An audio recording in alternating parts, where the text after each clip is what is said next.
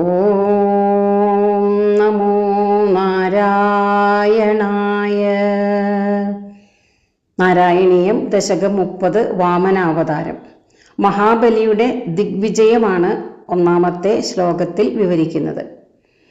ശക്രേണ സംയതി ഹതോപി ബലിർമഹാത്മാ ശുക്രേണ ജീവിതതനുക്രതുവർദ്ധിതോഷ്മാ വിക്രാന്തിമാൻ ഭയനിലീനസുരാം ത്രിലോകീം ചക്രേ വശേ സതവ ചക്രമുഖാദഭീത.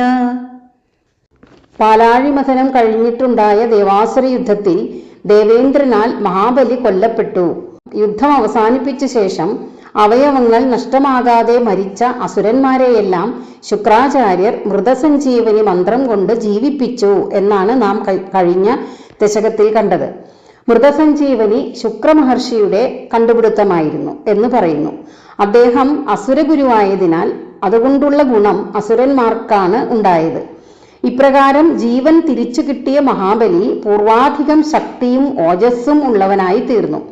അങ്ങനെ ഗുരുകൃപയാൽ ജീവൻ തിരിച്ചു കിട്ടിയ മഹാബലി ഇനിയുള്ള തൻ്റെ ജീവിതം ഗുരുവിനുള്ള സമർപ്പണമായിരിക്കും എന്ന് തീരുമാനിച്ചു.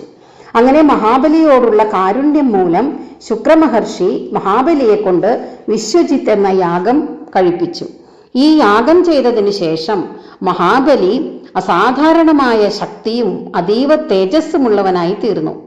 ഈ സമയത്ത് ശുക്രമഹർഷിയുടെ സഹായത്തോടെ മഹാബലി തൻ്റെ സൈന്യങ്ങളുമൊക്കെയായി ദേവലോകം കീഴടക്കാനായി ദേവലോകത്തിലെത്തി. അപ്പോൾ ദേവേന്ദ്രൻ ആദ്യമൊക്കെ തൻ്റെ സൈന്യവുമായി ദേവേന്ദ്രൻ യുദ്ധത്തിന് തയ്യാറായെങ്കിലും അസാമാന്യ തേജസ്സോടുകൂടിയ മഹാബലിയെ കണ്ടപ്പോൾ ഈ അവസരത്തിൽ യുദ്ധത്തിന് പുറപ്പെടുന്നത് ശരിയല്ല എന്ന് ചിന്തിച്ച് യുദ്ധത്തിൽ നിന്നും പിന്മാറി ദേവഗുരുവായ ബൃഹസ്പതിയോട് കാര്യങ്ങൾ അന്വേഷിച്ചു. അപ്പോൾ ബൃഹസ്പതി പറഞ്ഞു, ഗുരുപ്രസാദത്താലാണ് മഹാബലി അതീവ തേജസ്വിയായിരിക്കുന്നത്. ഗുരുവായ ശുക്രാചാര്യർ തൻ്റെ ബലവും ഊർജവുമെല്ലാം മഹാബലിക്ക് കൊടുത്തിരിക്കുകയാണ്.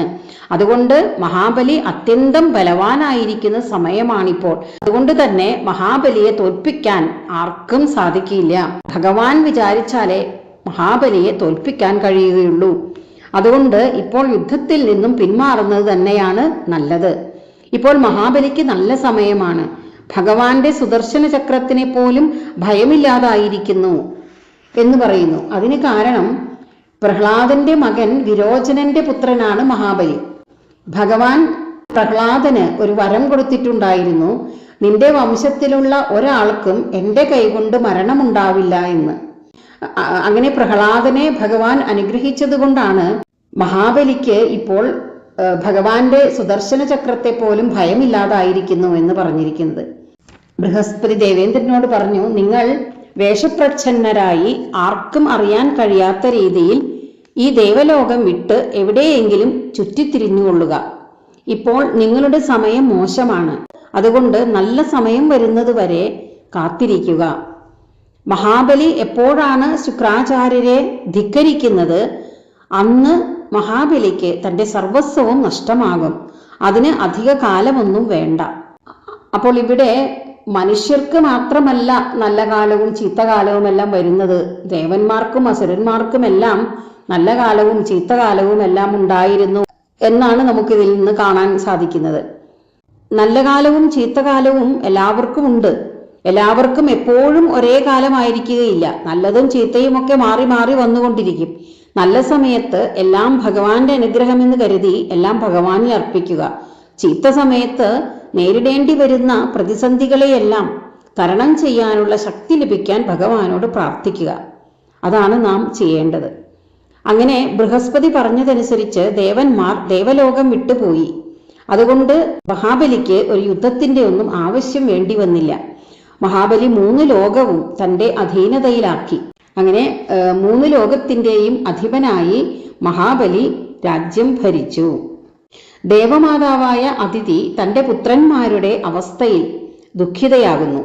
പുത്രാർത്തി ദർശനവശാത് അതിഥിർവിഷണ്ണ തം കാശ്യപം നിജപതിം ശരണം പ്രപന്ന ത്വത്പൂജനം തതുദിതം ഹി പയോവ്രതാഖ്യം സാ ദ്വാദശാഹം അചരത് ത്വയി ഭക്തിപൂർണ.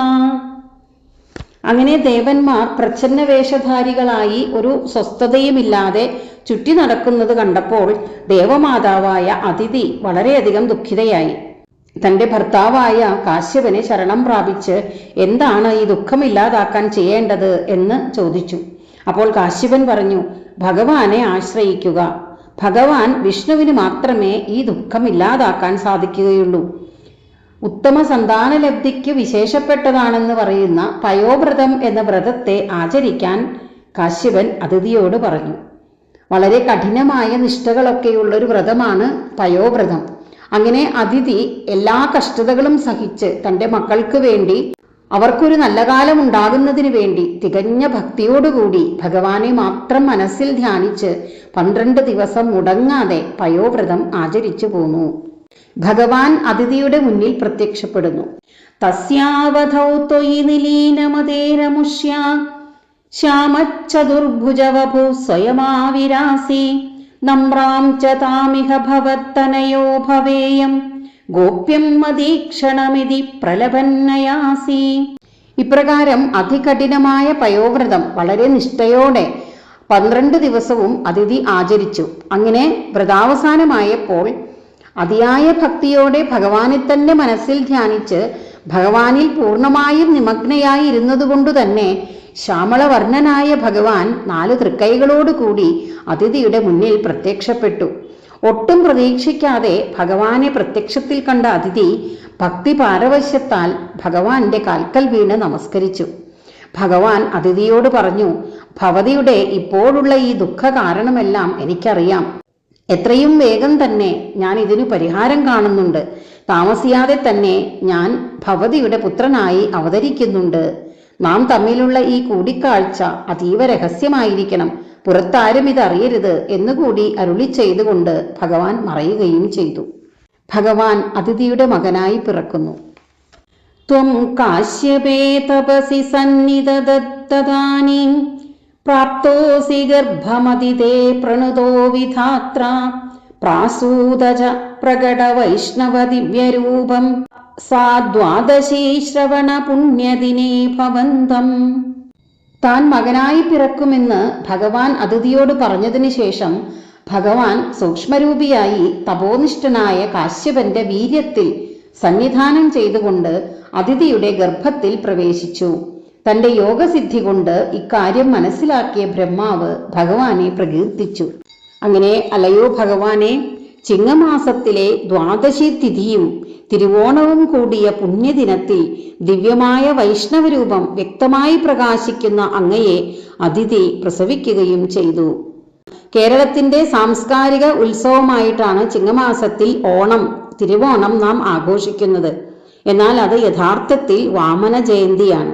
എങ്ങനെയൊക്കെയോ മഹാബലിയെ നന്മയുടെ പ്രതീകമായും വാമനനെ ഒരു വില്ലൻ കഥാപാത്രമായും ചിത്രീകരിച്ചുകൊണ്ടുള്ള ഒരു ഐതിഹ്യമാണ് ഓണത്തെ സംബന്ധിച്ച് പ്രചാരത്തിൽ വന്നിട്ടുള്ളത്. എന്നാൽ ചിങ്ങമാസത്തിലെ തിരുവോണ ദിവസം ഭഗവാൻ വാമനനായി അവതരിച്ച ദിവസമാണ് എന്നാണ് നാം ഓർമ്മിക്കേണ്ടത്. ഭഗവാൻ വാമന രൂപം കൈക്കൊള്ളുന്നു. പുണ്യാശ്രമം തമഭിവർഷതി പുഷ്പവർഷൈർ ഹർഷാകുലേ സുരകുലേ കൃതതുര്യഘോഷേ ബദ്ധ്വാഞ്ജലിം ജയ ജയേതി നുദപിതൃഭ്യാം ത്വം തക്ഷണേ പടുതമം പടുരൂപമാഥ. ഭഗവാനാണ് അതിഥിയുടെ മകനായി പിറന്നിരിക്കുന്നത് എന്ന് ദേവന്മാർക്ക് അറിയാമായിരുന്നു.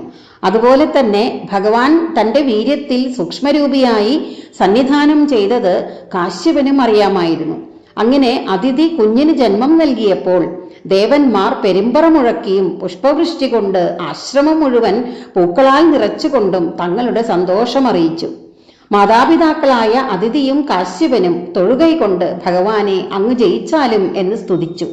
ഇപ്രകാരം ദേവന്മാരാലും മാതാപിതാക്കളാലും സ്തുതിക്കപ്പെട്ട അലയോ ഭഗവാനെ, അങ്ങ് പെട്ടെന്ന് തന്നെ തന്റെ ശിശുരൂപം വെടിഞ്ഞ് അല്പം മാത്രം വളർന്ന് സമർത്ഥമായ അധികം ഉയരമില്ലാത്ത വാമനനായി വടുരൂപം, അതായത് ഒരു ബ്രഹ്മചാരി വേഷത്തെ കൈക്കൊണ്ടുവല്ലോ. 6-ാമത്തെ ശ്ലോകം മുതൽ അടുത്ത ഭാഗത്ത് കേൾക്കാം.